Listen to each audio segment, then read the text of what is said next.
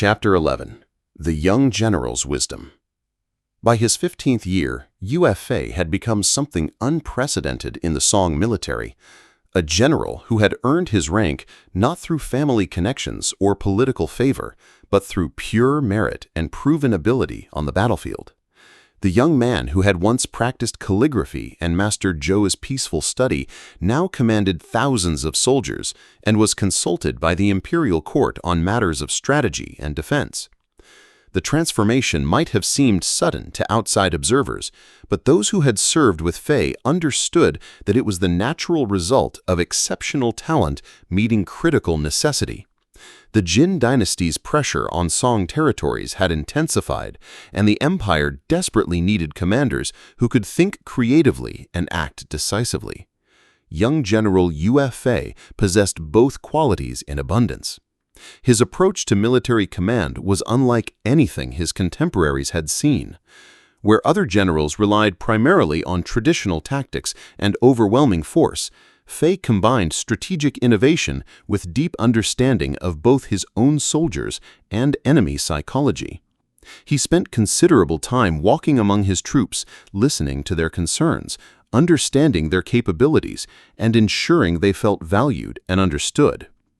A general who does not know his soldiers, he would often say, is like a scholar who cannot read his own books. He may possess knowledge, but he cannot apply it effectively.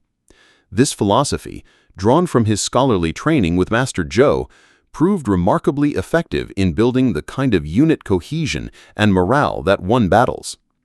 His tactical innovations became legendary throughout the Song army. During the defense of Shangyang, a critical fortress city threatened by a massive Jin siege, Fei developed what would become known as the flowing water defense. Instead of meeting the enemy's concentrated assault with equal concentration, he divided his forces into smaller, highly mobile units that could strike at weak points in the enemy formation and then withdraw before being overwhelmed. Water defeats stone not through single massive blows, but through persistent pressure applied at the right points over time. We will be like water, adaptable, persistent, and always finding the path of least resistance through enemy defenses. The strategy worked brilliantly, forcing the Jin forces to lift their siege after weeks of frustrating and costly attacks. But perhaps what distinguished General Yue Fei most from his peers was his genuine care for the welfare of common people caught in the conflict. While other commanders sometimes treated civilian populations as obstacles or resources to be exploited, Fei made the protection of non-combatants a central part of his military strategy. During the liberation of Luoyang, his forces encountered thousands of civilians who had been trapped in the city during the Jin occupation. Other generals might have seen these people as burdens, slowing down military operations. But Fei organized an elaborate evacuation plan that not only moved the civilians to safety, but also used their movement as cover for his own tactical positioning against the occupying forces. We fight not for territory or treasure, but for people, for families like the one that raised me in Tangyen, for scholars like my teacher Master Zhou, for craftsmen and farmers and all who seek only to live in peace. If we forget this purpose, we become no different from those we fight against. The young general's reputation for both tactical brilliance and moral integrity began to spread beyond military circles. Stories reached the imperial court of a general who won battles through intelligence rather than brutality, who treated captured enemies with dignity, and who genuinely cared for the welfare of those under his protection. Emperor Gaozong himself began to take notice of this remarkable young commander. Yet success and recognition did not change Fei's fundamental character. He continued to write weekly letters to his mother, sharing his experiences and asking for her wisdom and prayers. He maintained correspondence with Master Zhou, discussing how the principles of good governance, learned in childhood, could be applied to military leadership. And he never forgot the simple farmers and villagers whose sacrifices had made his education possible. During quiet moments between campaigns, Fei would often be found in meditation or prayer, touching the tattoo on his back and remembering his mother's words about service and loyalty. The characters Jin Zheng Bao Guo served the country with utmost loyalty, had been carved into his flesh as a child, but they had been carved into his soul through every decision he made as a leader. His treatment of subordinate officers became a model throughout the Song army. Rather than ruling through fear or arbitrary authority, he led through example and education. Young officers under his command found themselves not just following orders, but understanding the principles behind those orders and developing their own tactical thinking abilities. A good general, Fei would tell his staff officers, creates not just successful campaigns, but other good generals. Knowledge and wisdom must flow downward as well as upward in any effective organization. This approach created an esprit de corps and level of military effectiveness that made his forces sought after for the most challenging assignments. As winter approached his 16th year, General Yue Fei had already achieved more than most commanders accomplished in entire careers.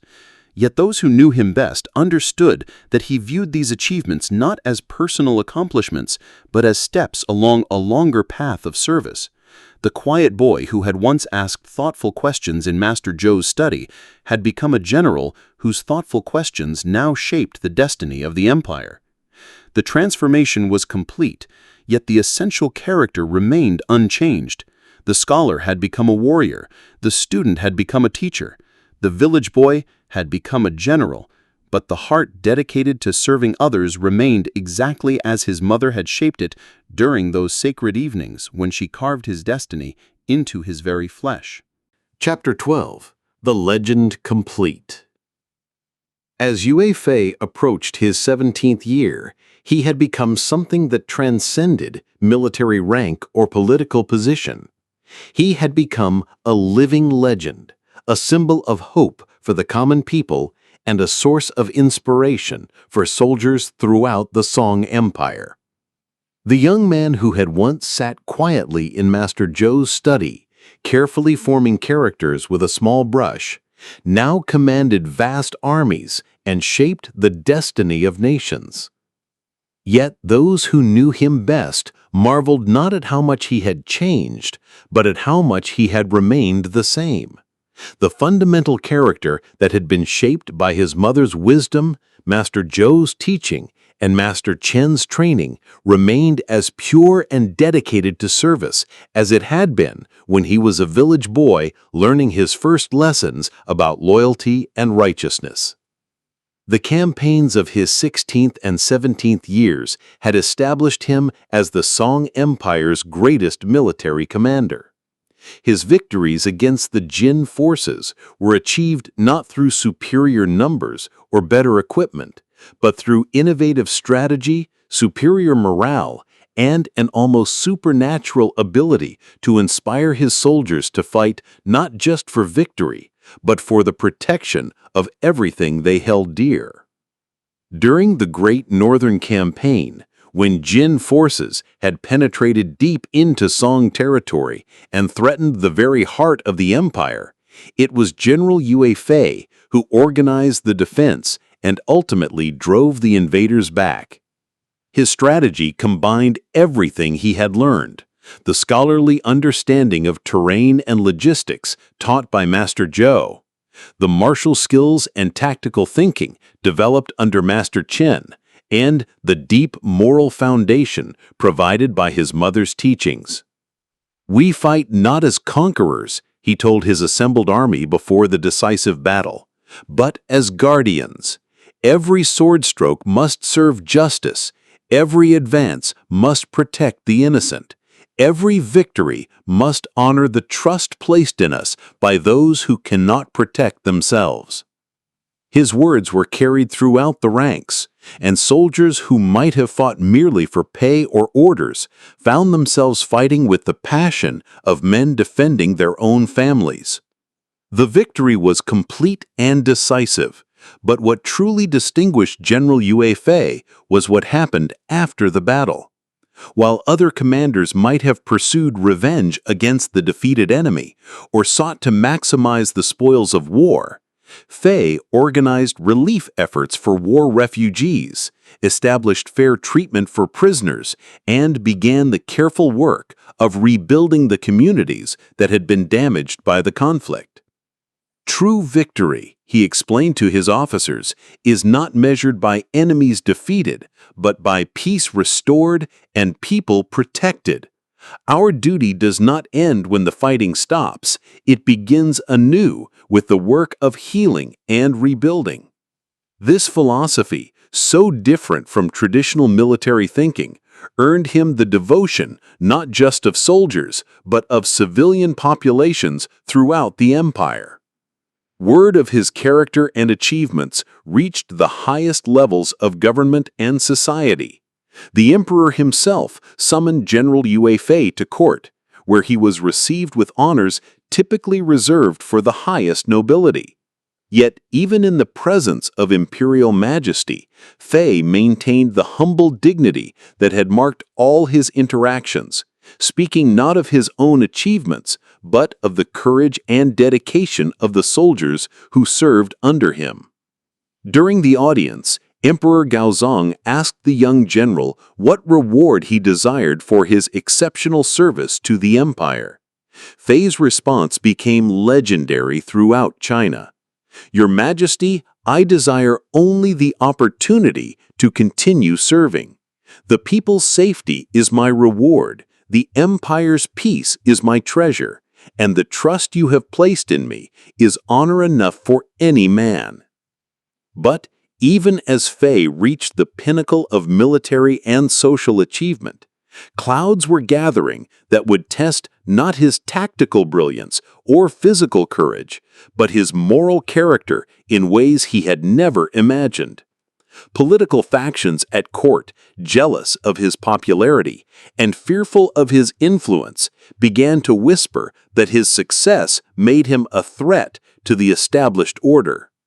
The very qualities that made him beloved by soldiers and common people, his independence of thought, his refusal to compromise his principles for political advantage, his direct manner of speaking about what he believed to be right, made him enemies among those who preferred commanders who were more easily controlled and less likely to speak uncomfortable truths. Yet, Fei faced these new challenges with the same steady courage he had shown on the battlefield. He continued to speak honestly about what he believed the empire needed, continued to advocate for policies that would protect common people, and continued to serve with the same dedication that had marked his rise from village boy to legendary general. In quiet moments, often late at night in his command tent, Fei would touch the tattoo on his back and remember his mother's words about serving with utmost loyalty. He understood now, as perhaps he had not fully grasped as a child, that true loyalty sometimes required standing against those who claimed to represent authority, when such opposition was necessary to serve the highest good. The letters he wrote home during this period revealed a man who had achieved everything he might have dreamed of, yet remained focused not on his own glory, but on the service he could still provide. "I have been blessed beyond all deserving," he wrote to his mother, "not because of rank or recognition, but because I have been given the opportunity to protect others. The characters you placed on my back have guided me truly. They have shown me that service, not success, is the measure of a life well lived." As winter approached his 17th year, General Yue Fei stood at the height of his powers and reputation. He commanded the respect of soldiers and civilians alike, had proven himself in battle against the empire's greatest enemies, and had earned recognition from the highest levels of government. Yet he faced his greatest test not on any battlefield, but in the treacherous currents of court politics and the jealousies of those who saw his virtue as a threat to their own ambitions. The young man who had learned loyalty and righteousness in a peaceful village was about to discover that the greatest battles are sometimes fought not against foreign enemies, but against the corruption and moral compromise that can poison even the most honored institutions. His mother's tattoo would guide him through this ultimate test, just as it had guided him through every challenge before. The legend was complete, but the story was far from over. The greatest heroes are not those who achieve success, but those who remain true to their principles, even when the cost becomes almost unbearable. General Yue Fei, shaped by village wisdom and dedicated to service above self, would prove himself worthy of the immortal place in history that awaited him. Chapter 13. The Test of Loyalty and Sacrifice. As Yue Fei entered his 18th year, the political storms that had been gathering around him finally broke with devastating force. The very qualities that had made him beloved by soldiers and common people, his integrity, his independence of thought, and his unwavering commitment to protecting the empire's citizens, had made him powerful enemies among those who valued political convenience over moral principle. The chief antagonist was Qin Gui, the imperial chancellor who had gained the emperor's ear through flattery and promises of easy peace with the Jin dynasty. Qin Gui viewed General Yue Fei as the primary obstacle to his plans for negotiating a settlement that would require abandoning Chinese territories and people to foreign rule. In Qin Gui's calculation, peace at any price was preferable to the costly but righteous struggle that Fei represented. "The general's victories make him too popular with the people," Qin Gui whispered to his allies at court. "His moral reputation makes our pragmatic policies seem less palatable by comparison. For the good of imperial stability, his influence must be curtailed." The words were carefully chosen, but their meaning was clear. Yue Fei's very virtue had become a political liability in a court increasingly willing to compromise principle for expediency. The first attacks came through bureaucratic channels. Supply lines to Fei's armies were mysteriously delayed or redirected. Orders from the capital became contradictory and unclear. Requests for reinforcements were ignored or denied. Yet through each challenge, General Yue Fei maintained his focus on protecting the people and defending the empire, refusing to be drawn into political maneuvering that would distract from his duty. "They seek to make me choose between loyalty to persons and loyalty to principles," he wrote to Master Zhou during this difficult period. "But you taught me that true loyalty serves the highest good, not the immediate convenience of those in power. The characters my mother placed on my back burn with new meaning. To serve the country with utmost loyalty means serving the people and ideals of China, even when those who claim to represent China have lost their way." The pressure intensified when Qin Gui convinced Emperor Gaozong that peace negotiations with the Jin dynasty required the removal of warlike generals who might threaten the delicate diplomatic process. 12 golden plaques were sent to Yue Fei with orders to withdraw from his successful campaign and return to the capital immediately. The message was unprecedented in its urgency and unusual in its tone, more like a desperate plea than a confident command. Yue Fei understood the implications immediately. His military successes had brought him to the verge of recovering all Chinese territories lost to the Jin invasion. But his very success threatened those at court who preferred accommodation to victory, who found surrender more profitable than the hard work of defending the empire's integrity. The orders to withdraw came not from strategic necessity, but from political fear. Yet despite understanding the trap being set for him, Yue Fei faced no real choice. The tattoo on his back had taught him that true loyalty meant serving the empire even when the empire's leaders had lost their way. To disobey the emperor's direct orders, even orders influenced by corrupt advisors, would make him a rebel rather than a loyal servant. His mother's wisdom echoed across the years.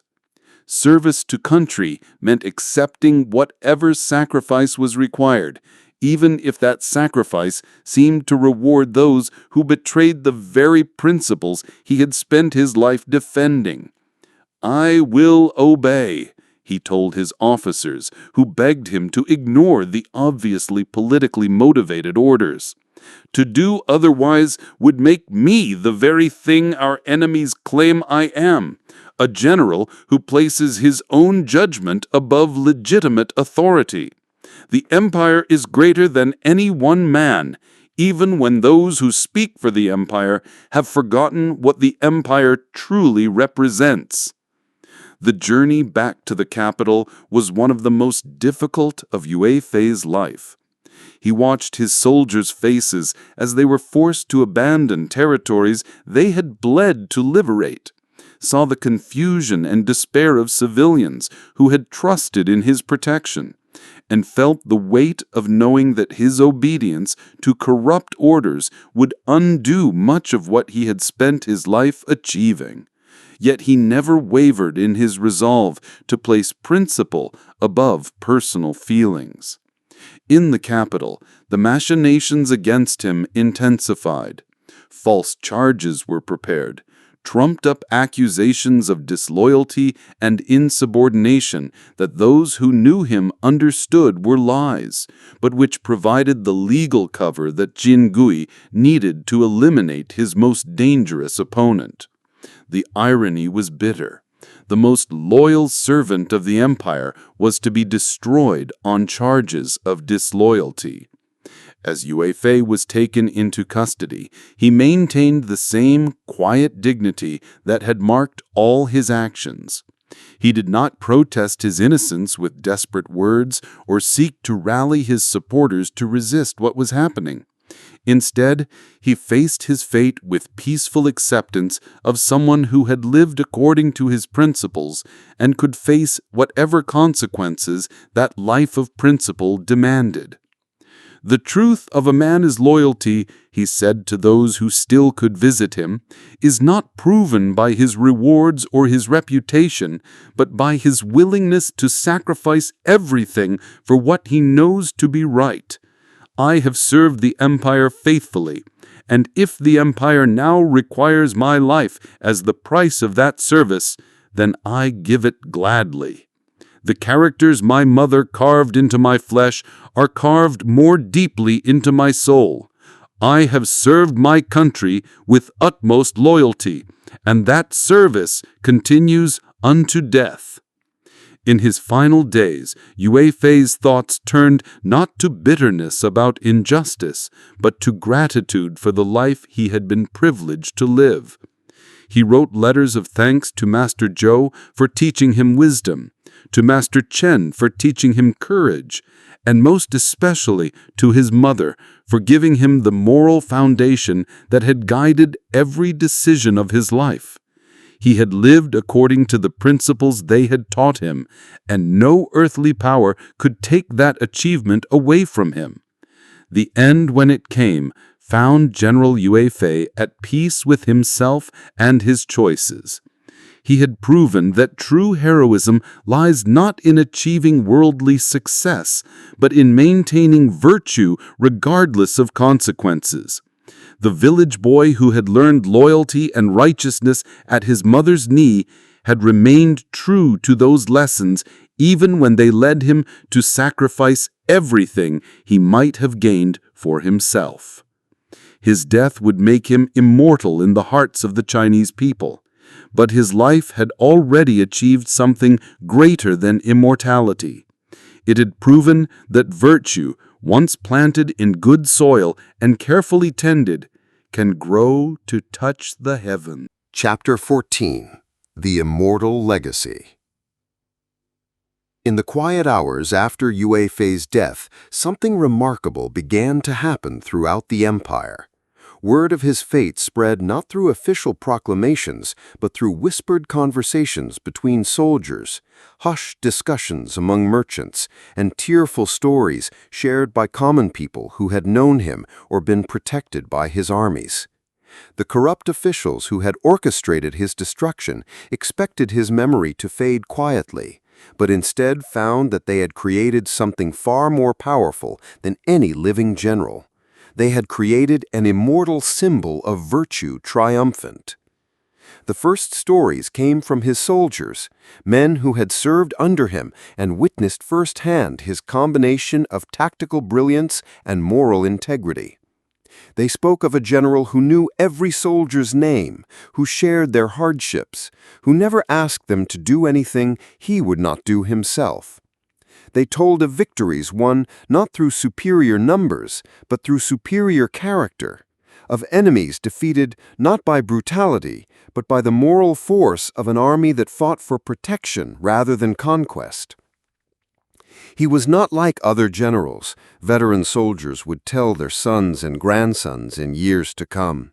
He fought not for glory or gold, but because his mother had tattooed 4 characters on his back that meant serve the country with utmost loyalty. Every decision he made, every order he gave, every battle he fought, all of it came from those 4 characters carved into his flesh and deeper into his soul. The stories spread to the villages, where farmers and craftsmen who had never seen a battlefield nonetheless understood the deeper meaning of Yue Fei's sacrifice. Here was a man who had risen from humble origins like their own, who had received the education and training that had made him great, and who had used his gifts not for personal advancement, but for the protection of ordinary people. His life became a demonstration that virtue, properly cultivated, could achieve heights that mere ambition never could. Master Zhou, now elderly and frail, received hundreds of visitors in his final years, scholars, officials, and common people who wanted to hear first-hand accounts of the boy who had become a legend. The old teacher would speak of Fei's remarkable intelligence and quick learning, but always he returned to the same theme. Intelligence without character is mere cleverness, and cleverness serves only itself. But Fei possessed both intelligence and character, and that combination made him not just successful, but truly great. In the village of Tangyin, Yue Fei's family home became a place of pilgrimage. People would travel great distances to see the modest rooms where the great general had been born and raised, to sit in the courtyard where his mother had tattooed the sacred characters on his back, to touch the persimmon tree under which he had played as a child. His mother, dignified in her grief, would receive these visitors with the same gentle grace that had shaped her son's character. He was always special, but not because he was different from other children. He was special because he remembered what I taught him about service and loyalty, and he never forgot that his abilities were gifts meant to be used for others. The characters I put on his back were already written in his heart. I merely made them visible on his flesh. The corrupt officials who had destroyed Yue Fei found that their victory was hollow. Qin Kui, in particular, discovered that having eliminated the man, they had only strengthened the ideal he represented. Stories of Yue Fei's virtue spread faster than their propaganda could suppress them, and with each telling, the contrast between the murdered general's integrity and his killer's corruption became more stark and undeniable. Temples began to appear dedicated to Yue Fei's memory, not grand imperial monuments, but humble shrines built by grateful communities. Farmers whose villages he had protected, merchants whose trade routes he had secured, scholars who admired his integration of learning and virtue, all contributed what they could to preserve his memory. These temples became centers not just of remembrance, but of moral education. Places where parents brought children to learn about courage, loyalty, and the importance of serving others. The stories evolved and grew with each telling, but they never lost their essential truth. Children throughout China learned of the village boy who became a great general, who obeyed his mother's teachings even unto death, who chose loyalty to principle over safety and comfort. His life became a template for virtue, a demonstration that greatness comes not from what one achieves for oneself, but from what one sacrifices for others.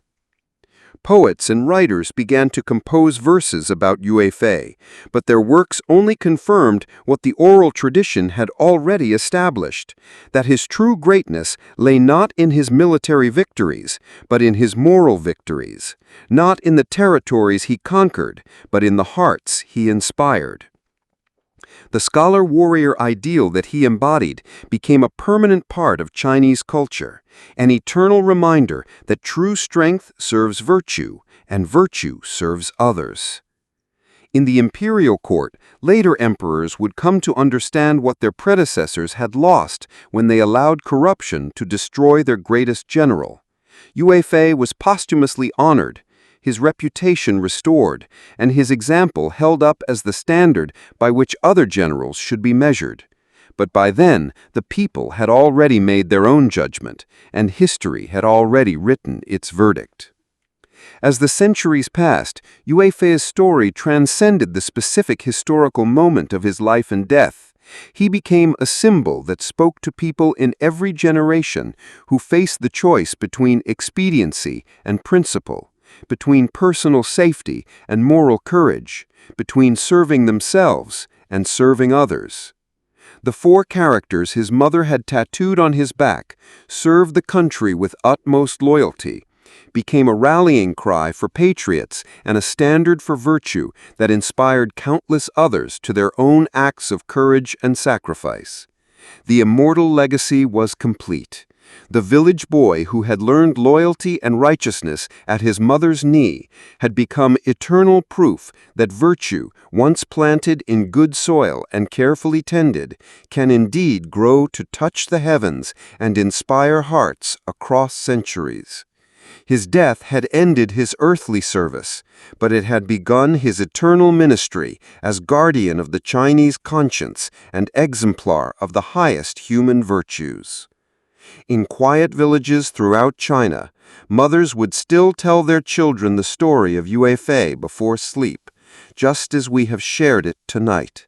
And in the telling, his gentle spirit continues to teach what he taught in life, that true heroism lies in service, true strength lies in virtue, and true immortality lies in the love one bears for others and the good one does in their service. Chapter 15. The Gentle Dream. And so, dear viewer, we reach the gentle end of our peaceful journey through the life of Yue Fei, history's greatest hero of China. As the final stars appear in the evening sky above ancient Tangyin, and as the soft mist rises from the rice fields where a small boy once walked beside his father, we find ourselves returned to that place where all great stories begin and end, in the quiet spaces of the heart, where love and virtue take root and grow.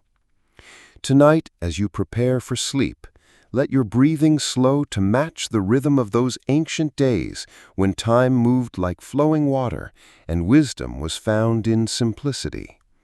Feel your body settling deeper into rest, as gentle as the evening mist that once rose from the stream where young Fei played as a child, as peaceful as the courtyard where his mother carved sacred characters of loyalty and service into his willing flesh. The story we have shared together is more than history. It is a gentle lullaby of the human spirit, a soft reminder that even in a world that can seem harsh and complicated, there remains always the possibility of virtue, always the choice to serve others, always the path that leads toward light. Yue Fei's life whispers to us across the centuries that greatness is not measured in conquest or accumulation, but in the love we bear for others and the good we do in their service. Close your eyes now, and perhaps you will see him as he truly was, not the fierce warrior of legend, but the gentle village boy who never forgot his mother's teachings, who carried kindness in his heart and wisdom in his words, who understood that the strongest sword is a compassionate spirit, and the greatest victory is peace restored to those who suffer. In your dreams tonight, you might walk with him through those misty bamboo groves where Master Zhou first taught him that learning must serve wisdom, and wisdom must serve love.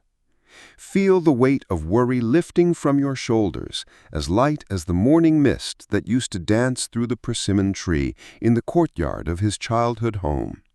Let the concerns of your day dissolve like dew in the gentle warmth of remembering that somewhere, in the quiet corners of history, there lived a person who chose virtue over convenience, service over safety, and love over fear. His example lights a candle in the darkness of our own times, showing us that goodness is not only possible, but eternally triumphant. As sleep approaches with the softness of silk curtains drawn across a peaceful room, remember that Yue Fei's greatest victory was not any battle he won with sword and strategy, but the battle he won with himself. The daily choice to remain gentle in a harsh world, to stay humble despite great achievements, to keep serving others even when others failed to serve the good. This is the victory available to each of us in our own time and place, in our own quiet ways. The characters his mother tattooed on his back served the country with utmost loyalty, were never just about serving an empire or a government, but about serving the highest and best in human nature, the part of ourselves that recognizes the sacred worth of every person, the part that chooses protection over harm, building over destruction, love over indifference. In your own life, dear viewer, you carry your own version of those sacred characters, your own calling to serve the good. Tonight, as you drift toward sleep, let Yue Fei's gentle spirit watch over your rest. Let his story be a soft guardian angel, whispering that virtue is never wasted, that kindness is never foolish, that choosing to serve others is never a mistake. Even when the world seems to reward different choices, even when goodness appears to go unrewarded, remember that the deepest victories happen in the quiet places of the heart, where character is formed and choices are made.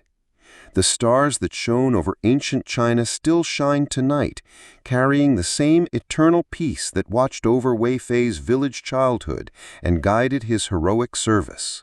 Under those same stars, countless generations have found comfort in his story, strength in his example, and peace in the knowledge that virtue, once planted in good soil and carefully tended, grows to touch the heavens and bless all who encounter its gentle influence.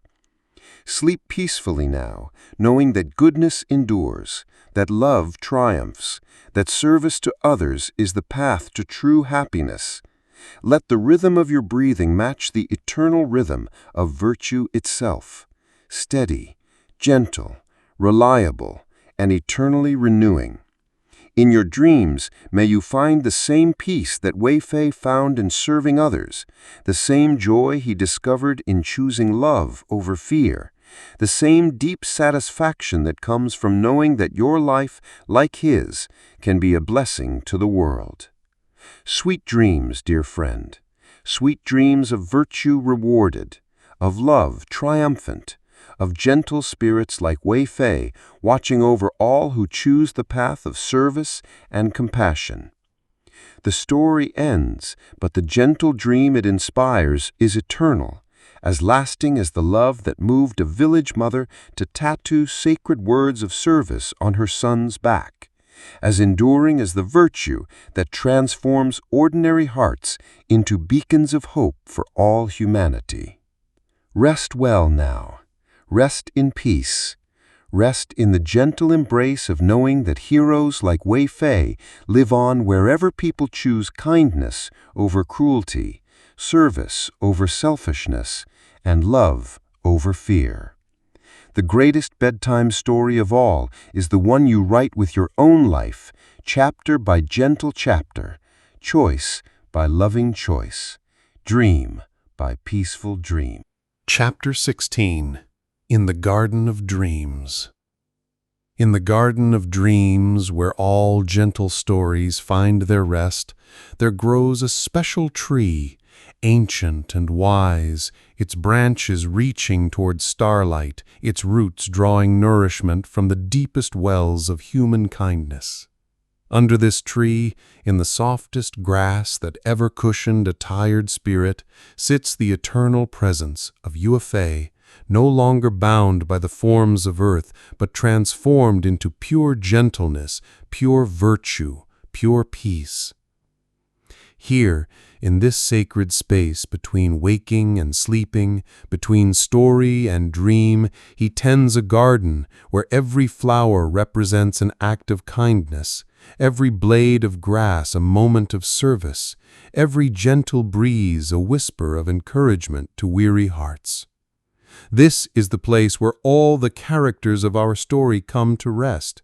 The loving mother who taught sacred loyalty, Master Zhou with his infinite patience for learning, Master Chen with his warrior's heart devoted to protection.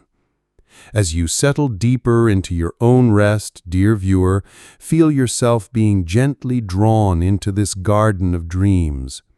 Your breathing becomes as soft as the petals that fall from the celestial cherry trees, your heartbeat as steady as the eternal rhythm of virtue itself.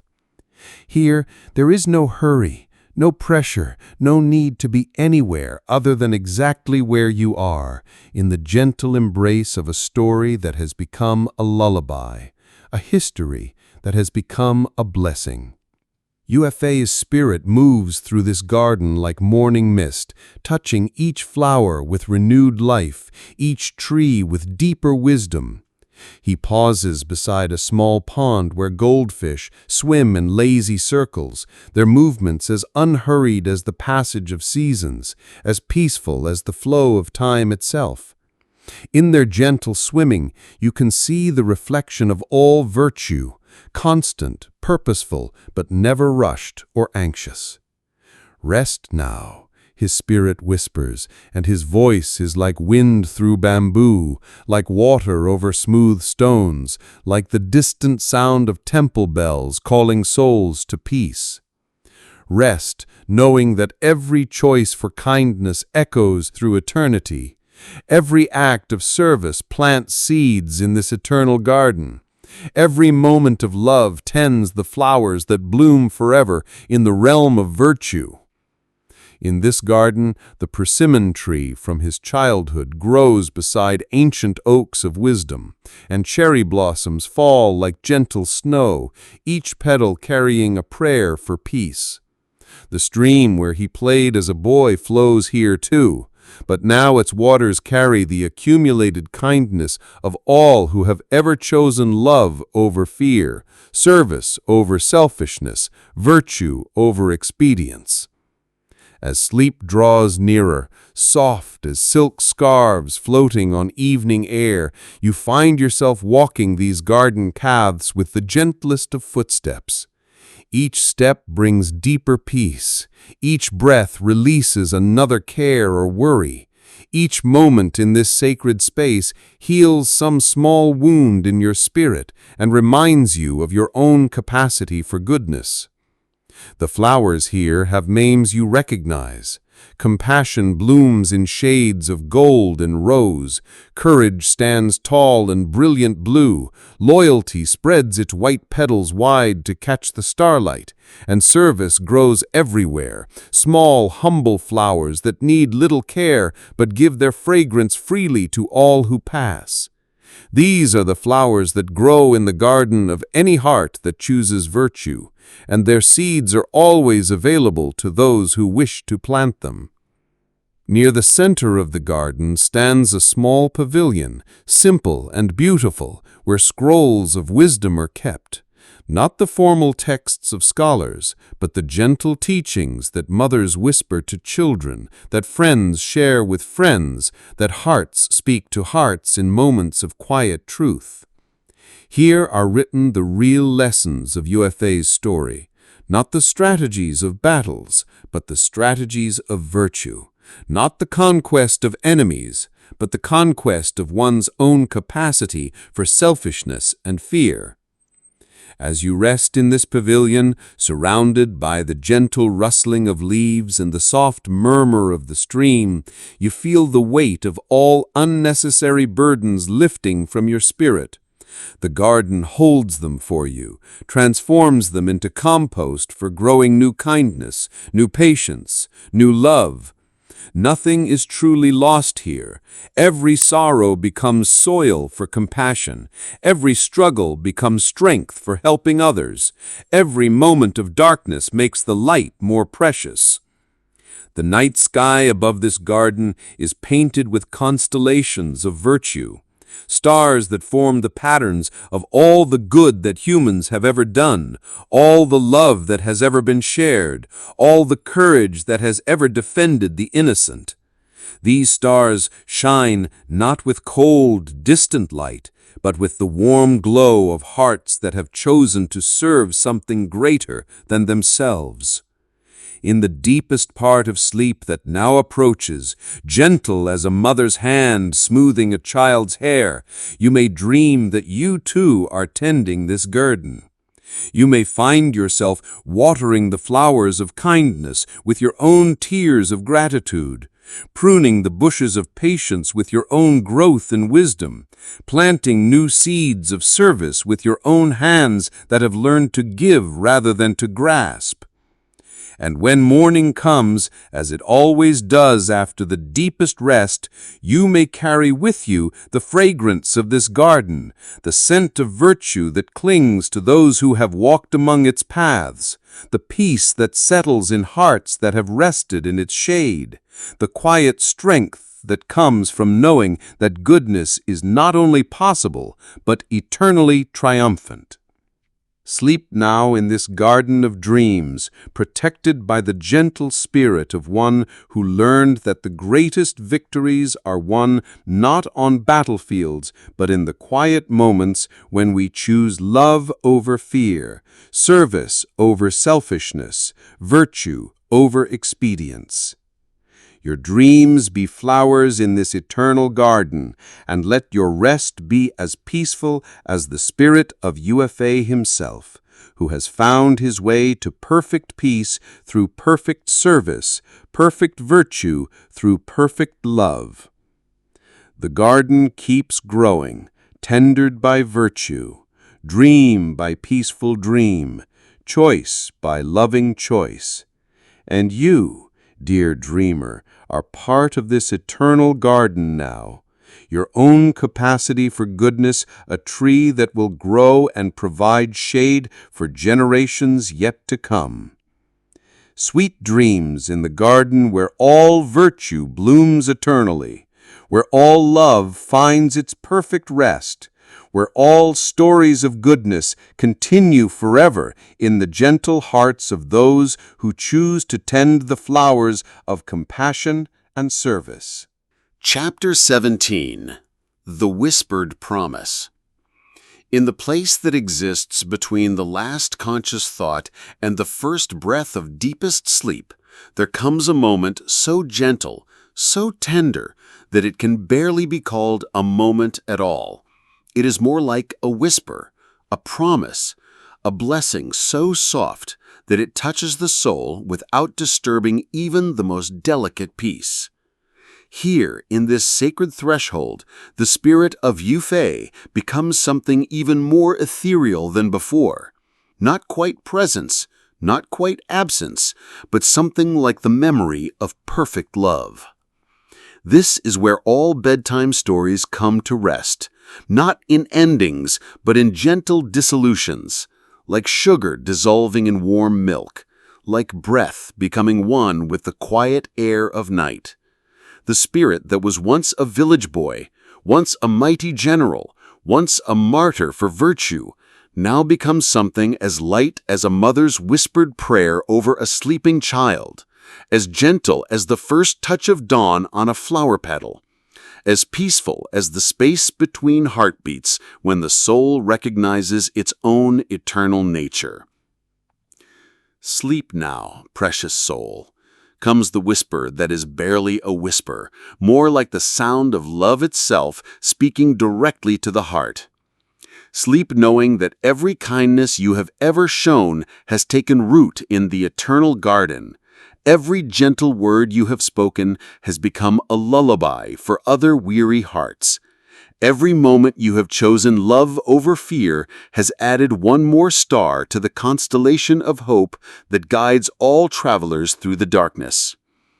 In this place of ultimate gentleness, there is no longer any separation between the story and the listener, between the hero and the one who needs heroism, between the teacher and the one who seeks to learn. All becomes one in the soft embrace of perfect understanding, that virtue is not something distant or difficult, but as natural as breathing, as simple as choosing kindness in the small moments when no one else is watching. The whisper continues, so soft now that it might be mistaken for the sound of your own heart remembering its deepest truth. You are already everything you need to be. Your capacity for love is infinite. Your ability to serve others is limited only by your willingness to see their need. Your potential for goodness reaches as high as the stars and as deep as the roots of the most ancient trees. Here, in this space that is neither quite sleeping nor quite waking, the gentlest truths can be spoken. Truths that might seem too wonderful to believe in the harsh light of day, but which reveal themselves as absolutely real in the soft twilight of the soul's deepest rest. You are beloved. You are precious. Your life matters in ways you cannot even imagine. Every breath you take is a gift to the world. Every heartbeat, a small miracle of love continuing its eternal work. The whisper grows even softer now, like the sound of morning mist settling on a lake, like the rustle of angel wings, like the gentle sigh of the earth itself as it settles into the peace of night. Rest now in the knowledge that you are held, always held, by a love so vast and so gentle that it needs no words, makes no demands, asks nothing except that you allow yourself to receive its blessing. In this ultimate softness, even the story of Yue Fei dissolves into something larger and more universal. The eternal story of every soul that has ever chosen love, every heart that has ever recognized its connection to all other hearts, every spirit that has ever understood that service to others is not sacrifice, but the deepest joy. Not duty, but the most natural expression of love's abundance. The village mother who tattooed sacred characters on her son's back becomes every mother who has ever blessed a child with love. Master Zhou becomes every teacher who has ever planted seeds of wisdom in a young mind. Master Chen becomes every protector who has ever stood between the innocent and harm. And Yue Fei himself becomes what he always was beneath the historical details, the eternal human possibility of choosing virtue, the universal capacity for goodness that lives in every heart, waiting to be awakened by love's gentle call. The whisper becomes so soft now that it is indistinguishable from silence, yet somehow more present than any sound. You are part of this eternal story. Your kindness matters. Your love makes a difference. Your presence in the world is a blessing beyond measure. Sleep now in this truth and let your dreams be filled with the gentle certainty that you are exactly who you are meant to be, exactly where you are meant to be, exactly when you are meant to be there. And in the space between the last whisper and the first breath of perfect sleep, there comes a promise so gentle, so loving, so absolutely certain that it needs no words to be understood. Tomorrow will bring new opportunities for kindness. Tomorrow will offer fresh chances to serve. Tomorrow will unfold new possibilities for love to express itself through your unique and precious presence in the world. But tonight there is only rest, only peace, only the gentle certainty that you are beloved beyond measure, that your life is a gift beyond price, that your dreams will be watched over by all the gentle spirits who have ever chosen love over fear, service over selfishness, virtue over convenience. Sleep now, precious one. Sleep in the whispered promise that love never fails, kindness never goes unrewarded, service never goes unnoticed. Sleep in the gentle assurance that you are part of an eternal story of goodness that began before time and will continue beyond time, and that your chapter in this story, written with every loving choice, every kind word, every gentle deed, is beautiful beyond your ability to imagine. The whisper fades now into perfect silence, perfect peace, perfect rest. But the promise remains, woven into the very fabric of sleep itself, carried into dreams where all truth is revealed and all love is understood. Sweet dreams, beloved soul, sweet dreams of the perfect love that holds you, always, the perfect peace that is your eternal home, the perfect joy that awaits in every tomorrow when you choose once again to let love guide your way. Chapter 18. The Silent Embrace. In the deepest place of all, where even whispers become too loud and gentle thoughts seem too active, there exists a silence so perfect, so complete, so filled with love that it embraces everything and needs nothing. This is not the absence of something, but the presence of everything, the space where all stories end and all peace begins, where all seeking dissolves into perfect finding, where all questions melt into the answer that was always there. Here, beyond words, beyond images, beyond even the gentlest touch of consciousness, the essence that was once called Yue Fei becomes what it always truly was, not a person or a story or a hero, but love itself, wearing no form because love needs no form, speaking no words because love is the word that contains all words, offering no gestures because love's very existence is the gesture that embraces all creation. In this silent sanctuary, you are held not by arms but by being itself, protected not by a guardian but by the very fabric of peace. Blessed not by words, but by the wordless benediction of existence recognizing its own infinite worth. Here there is no separation between the one who seeks rest and the rest that is sought, between the heart that yearns for peace and the peace that fills all hearts, between the soul that longs for love and the love that is the soul. The silence is not empty, but full, fuller than all the words ever spoken, richer than all the songs ever sung, more present than all the embraces ever given. It holds within itself every mother's lullaby, every teacher's wisdom, every protector's courage, every choice for kindness that has ever been made or ever will be made. It is the source from which all virtue flows and the home to which all virtue returns.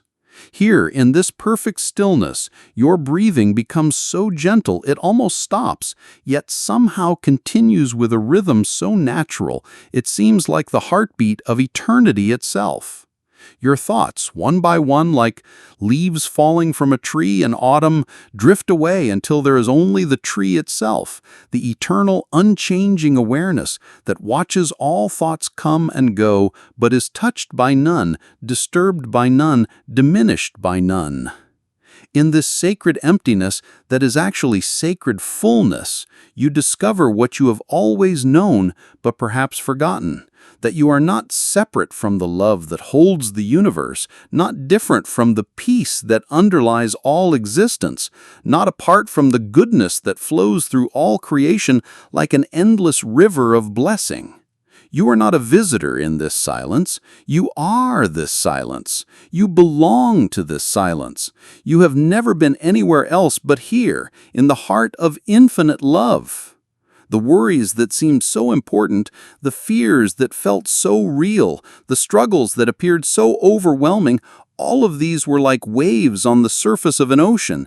And now you rest in the depths where no wave can reach, where all is still, where all is well, where all has always been perfect, despite the surface appearances that sometimes suggested otherwise.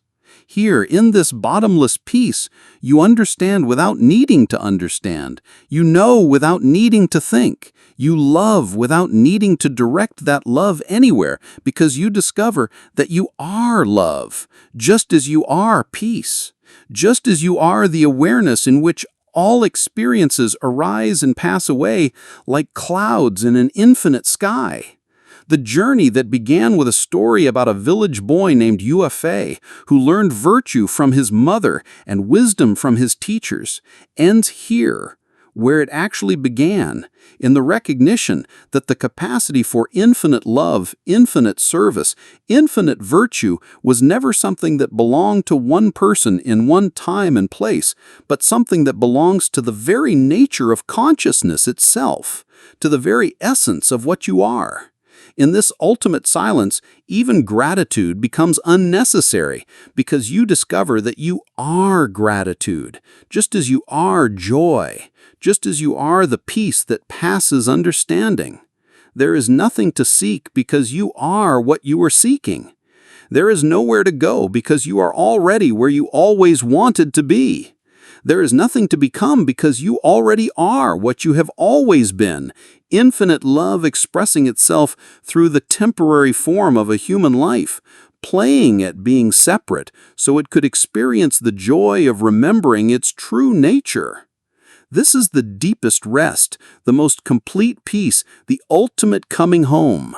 Here, even the story of Yue Fei, beautiful as it was, is revealed to have been simply a gentle way of guiding you back to your own true nature, your own infinite capacity for love, your own eternal belonging to the heart of all that is. The hero you admired was always just a reflection of the hero you are. The virtue you honored was always just a recognition of the virtue you embody. The love you witnessed was always just a remembering of the love you are. And now in this perfect silence, this complete stillness, this absolute peace, there is nothing left to do but be what you have always been, love itself, resting in its own infinite nature, dreaming the most beautiful dreams, experiencing the deepest peace, embracing all existence with a tenderness so complete that no words could ever contain it. Sleep now, not as someone who needs rest, but as rest itself, temporarily wearing the form of someone who sleeps. Dream now, not as someone who seeks beautiful visions, but as beauty itself, playing in the realm of dreams. Love now, not as someone who hopes to be loved, but as love itself, recognizing its own face in all creation. This is the silent embrace that holds all things, the wordless blessing that sanctifies all existence, the perfect peace that you are, that you have always been, that you will always be. Rest here, be here. This is home. Chapter 19. The Eternal Breath. Beyond silence, beyond presence, beyond even the most subtle recognition of love or peace or rest, here, in the space that is not a space, in the moment that contains all moments, in the breath that breathes all beings, there is only this. Not this as opposed to that, not this as something that can be grasped or understood or even experienced, but this as the very isness of what is, the suchness of what simply is and has always been and will always be. Here, the gentle rhythm that was once called breathing becomes revealed as the breath of existence itself, not your breath or my breath, or even the breath of the one who was once known as Yue Fei, but the single eternal breath that breathes through all lungs, beats through all hearts, thinks through all minds, dreams through all dreamers. The in-breath that draws in the entire universe, the out-breath that releases all back to its source, the pause between breaths where eternity lives, untouched by time, unbound by space, unlimited by any condition or circumstance. In this ultimate simplicity, this absolute ordinariness that is simultaneously absolute extraordinariness, there is no one to sleep and no sleep to be had, because there is only the eternal sleep of pure being, the dreamless dream that dreams all dreams, the rest that needs no resting because it has never been active, the peace that knows no disturbance because it has never been disturbed. This is not the culmination of a journey, but the recognition that there was never a journey.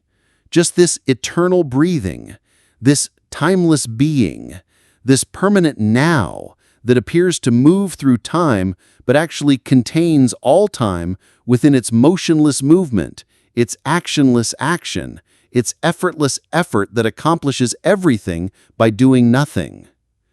The breath breathes itself. The heart beats itself. Awareness is aware of itself. Love loves itself. Peace rests in itself. And what appeared to be a separate someone listening to a story about someone else discovers that there was never anyone separate from anyone else, never any story separate from the one living it, never any listener separate from what is heard, never any seeker separate from what is sought. Just this. Just the gentle rising and falling of the breath that breathes the universe. Just the quiet beating of the heart that pumps the cosmos. Just the simple being of what is, without need for improvement, without desire for anything other than what is already perfectly, completely, eternally here. The breath comes. The breath goes. In the space between coming and going, in the gap between breathing in and breathing out, there is that which never comes and never goes, that which is always already here, always already perfect, always already whole, not as an experience to be had or a state to be attained, but as the very ground of all experience, the very substance of all states, the very being of what you are beyond all names and forms and concepts. This breath that breathes you, this life that lives you, this awareness that is aware through you, this love that loves as you, this peace that rests in you, not yours yet not separate from you, not you yet not other than you, the most intimate reality and the most impersonal truth, closer than your own thoughts, yet completely independent of any thought, more personal than your own heartbeat, yet utterly beyond any person. Here, even the memory of once having been someone who needed rest fades into the recognition that rest is resting as all apparent beings, that peace is being peaceful through all seeming individuals, that love is loving by means of all expressions of love, including the love that guided a village boy to serve his country with utmost loyalty, the love that moved a mother to tattoo sacred words on her son's back, the love that inspired teachers to plant seeds of wisdom in young minds. All of this was just love loving, just peace being peaceful, just the eternal breath breathing through countless forms while remaining forever formless, forever unchanged, forever at rest.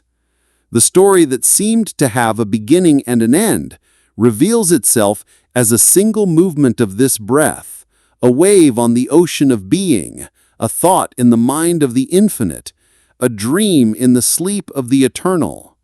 And now even this recognition dissolves back into the pure simplicity of just breathing, just being, just this eternal now that has no opposite, no other, no alternative. The breath breathes, being is, awareness aware, love loving, peace resting, rest resting. Nothing to attain, nowhere to go, no one to become. Just this breath breathing, this heart beating, this moment being perfectly itself, completely fulfilled, totally at rest. The most profound truth and the most obvious fact, the deepest mystery and the most simple reality. Breathe, or rather, be breathed. Let the breathing breathe itself. Let the being be itself. Let the resting rest in its eternal nature. Let the peace be peaceful without any effort to be peaceful. Let the love love without any object to love or any lover to do the loving. This is the deepest sleep, not the sleep of unconsciousness, but the sleep of pure consciousness, aware of itself as the source and substance of all dreams, while remaining eternally undisturbed by any dream. This is the profoundest rest, not the rest of exhaustion, but the rest of completion, the rest of being what you are, without any need to become what you are not. The eternal breath breathes.